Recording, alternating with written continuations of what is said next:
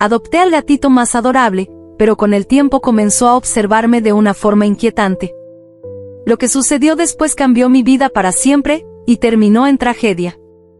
Nunca imaginé que mi mayor amor se convertiría en mi peor pesadilla. Mi nombre es Estrella, y desde que tengo memoria, siempre he sentido una fascinación inexplicable por los gatos. Me encantaba su independencia, esa forma en la que podían estar cerca, pero a la vez ser misteriosos y dueños de su propio espacio. Por eso, cuando conocí a Gary, un pequeño gatito amarillo de apenas unas semanas de vida, no dudé ni un segundo en adoptarlo. Su mirada dulce y su pelaje suave eran irresistibles.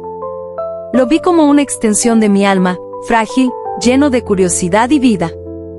Lo llevé a casa con la esperanza de crear una conexión especial, un vínculo que llenara mis días de compañía y afecto. Al principio, todo fue perfecto.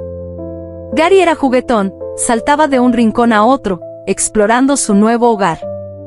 Cada tarde se acomodaba sobre mis piernas mientras yo leía o miraba televisión. Nunca imaginé que esa pequeña criatura que me llenaba de tanta ternura pudiera, algún día, convertirse en el centro de mi mayor angustia.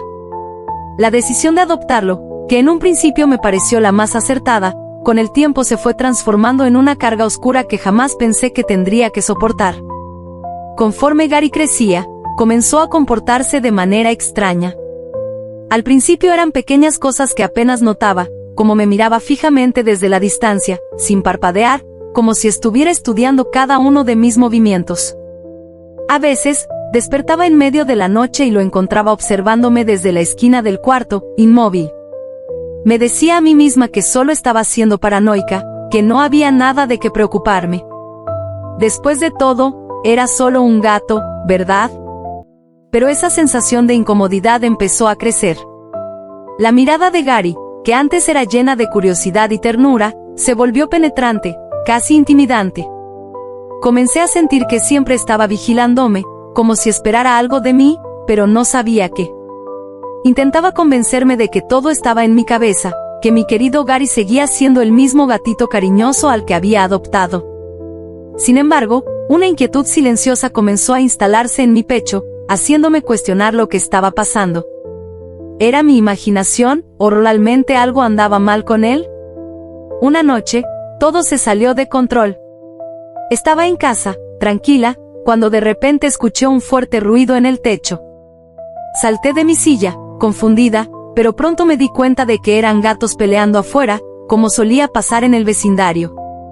Sin embargo, algo en Gary cambió en ese instante. Se puso tenso de inmediato, con el pelaje erizado y una mirada que no había visto antes. Sus ojos brillaban con una furia animal que me dejó helada. Empezó a emitir un gruñido bajo, casi imperceptible al principio, pero que fue creciendo en intensidad. Yo intenté calmarlo, me acerqué despacio y le hablé con suavidad, pero en cuanto me acerqué lo suficiente, Gary se abalanzó sobre mí con una violencia que jamás habría imaginado. Sus garras se clavaron en mis brazos y rostro, y sentí un dolor punzante que me hizo retroceder. No entendía qué estaba pasando. Con el corazón latiéndome en la garganta, logré encerrarme en mi habitación, pero el terror no terminó ahí. Desde el otro lado de la puerta, Gary seguía gruñendo y arañando con furia. Pasé el resto de la noche en un rincón de mi cuarto, con las manos temblorosas y lágrimas corriendo por mi rostro. No podía creer que mi querido Gary, aquel gatito al que le había dado todo mi amor, me estuviera haciendo esto. A la mañana siguiente, fui al doctor. Las heridas que me había dejado Gary eran más profundas de lo que había pensado. Tenía cortes en los brazos, en la cara, y el dolor era insoportable. El médico me preguntó qué había pasado, y yo, con la voz temblorosa, le conté la verdad.